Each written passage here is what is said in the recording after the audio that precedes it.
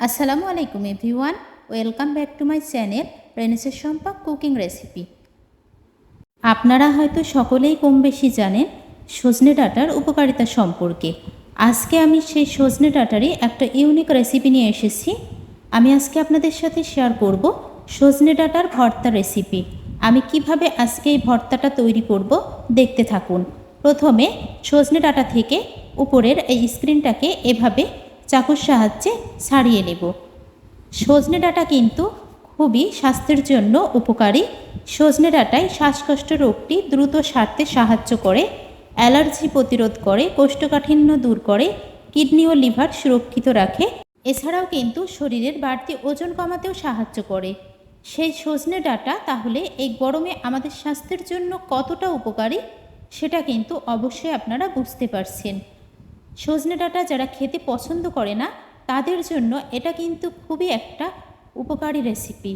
এভাবে যদি সজনে ডাঁটা ভর্তা করে তাহলে পরিবারের সবাই অনায়াসে খেয়ে নেবে, আর কেউ বুঝতেই পারবে না যে এটা সজনে ডাঁটার ভর্তা এতটা টেস্টি হয়। আমি প্রত্যেকটা ডাঁটা ঠিক এভাবে একটু বড় সাইজ করে কেটে নিয়েছি। এই ডাঁটাগুলোকে ধুয়ে পরিষ্কার করে নেব। তারপর আমি কিভাবে আজকে ভর্তার জন্য রেডি করব সেটা অবশ্যই আপনারা দেখলেই বুঝতে পারবেন। আমি ডাঁটাগুলা ধুয়ে নিয়েছি। এখন স্বাদ মতো একটু লবণ এবং হলুদ গুঁড়া দিয়ে ডাঁটাগুলাকে খুব ভালোভাবে মাখিয়ে নেব।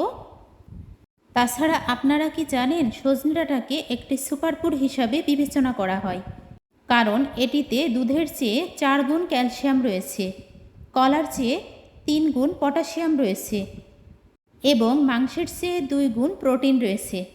তাহলে কেনই বা আমরা এই সজনে ডাঁটা খাবো না?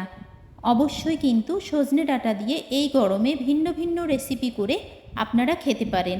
এখন এই ডাঁটাগুলোকে আমি ফ্রাইয়ের জন্য গরম তাওয়াতে একটু তেল দিয়ে নিয়েছি। তারপর আমি সজনে ডাঁটাগুলা ফ্রাই করে নেব।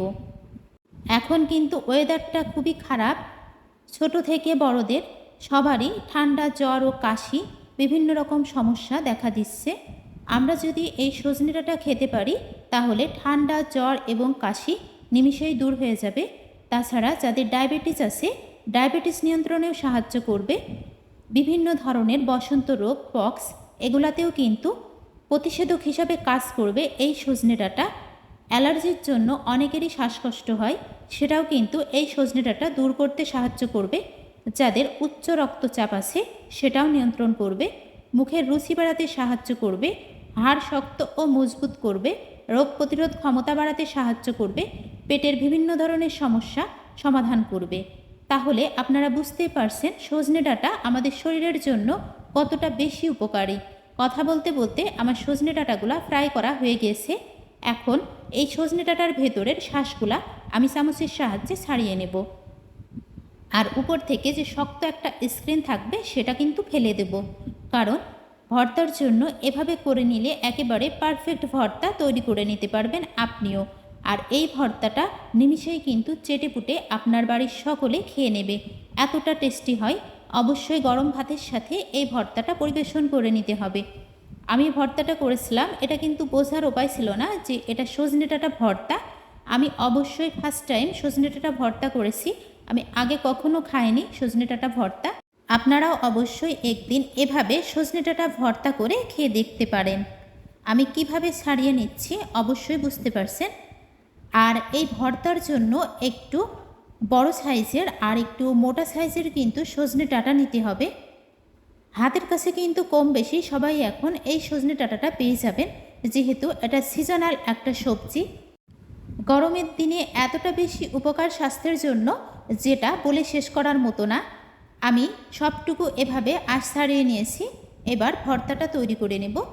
প্রথমে আমি হাত দিয়ে এভাবে একটু সফট করে নিচ্ছি, যাতে ভর্তাটা করতে এবং খেতে আমার সুবিধা হয়। কাঁচা পেঁয়াজ আর এখানে শুকনা মরিচ ভাজা নিয়ে নিয়েছি। সামান্য একটু লবণ দিয়ে আমি শুকনা মরিচগুলো ভেঙে নিয়ে পেঁয়াজের সাথে মিশিয়ে নিচ্ছি। তারপর আমি অলরেডি পেঁয়াজ ভেজে রেখেছি আর কাঁচামরিচ কেটে রেখেছি। কুচি করে নেওয়া কাঁচামরিচ দিয়ে নিলাম। এবার পেঁয়াজ ভাজাটা দিয়ে নেব। তারপর সবগুলো উপকরণ খুব ভালোভাবে একটু হাতের সাহায্যে আমি মাখিয়ে ভর্তাটা তৈরি করে নেব। এই ভর্তাটা তৈরিতে কাঁচামরিচ, শুকনা মরিচ এবং কাঁচা পেঁয়াজ, শুকনা পেঁয়াজ এগুলা ব্যবহার করবেন। আর এখানে অনেকেই রসুন ব্যবহার করে। যদি এখানে রসুন দেওয়া যায় তাহলে কিন্তু ভর্তার ফ্লেভারটা একেবারে নষ্ট হয়ে যায়, পুরোপুরি রসুনেরই ফ্লেভারটা থাকে। সজনে ডাঁটার যে ফ্লেভার সেটা কিন্তু পাওয়া যাবে না, তার জন্য আমি রসুনটা অ্যাভয়েড করেছি। আমি খুব ভালোভাবে ভর্তাটা তৈরি করে নিলাম। এখন আমি পরিমাণ মতো সরিষার তেল দিয়ে নেব। ভর্তা মানেই কিন্তু সরিষার তেল, সরিষার তেল ছাড়া ভর্তায় জমে না, এটা হয়তো কম বেশি সকলেই জানেন। অনেকে আছে সয়াবিন তেলেরও ভর্তা খায়, সেটা কিন্তু আসলে অত বেশি টেস্টি হবে না আর ফ্লেভারও ভালো আসবে না। আর এটা খাঁটি সরিষার তেল, আপনারাও চেষ্টা করবেন খাঁটি সরিষার তেল দিয়ে এই ভর্তাটা করে নেওয়ার জন্য। আমি কিছুটা সজনে ডাঁটা দিয়ে ডেকোরেশন করে নিয়েছি। আমি একটু মরিচের পরিমাণটা বেশি খাই, তার জন্য মরিচটা বেশি দিয়ে নিয়েছি। আপনারা চাইলে একটু কম করে দিতে পারেন। কতটা দারুণ হয়েছে আজকের সজনে ডাঁটা ভর্তা রেসিপি, আপনারা কিন্তু এটা দেখতে মিস করবেন না, আর এটা খেতেও কিন্তু মিস করবেন না। অবশ্যই সিজনাল এই সজনে ডাঁটা রেসিপি আপনারাও তৈরি করে নেবেন। যারা যারা প্রথম থেকে শেষ পর্যন্ত আমার ভিডিওর সঙ্গে জুড়েছিলেন সবাইকে অসংখ্য অসংখ্য ধন্যবাদ। সবাই ভালো থাকবেন, সুস্থ থাকবেন। ফিরে আসবো আবারও নেক্সট কোনো রেসিপি নিয়ে। আসসালামু আলাইকুম, আল্লাহ হাফিজ। দয়া করে খাবার নষ্ট করবেন না, প্লিজ ডোন্ট ওয়েস্ট ফুড।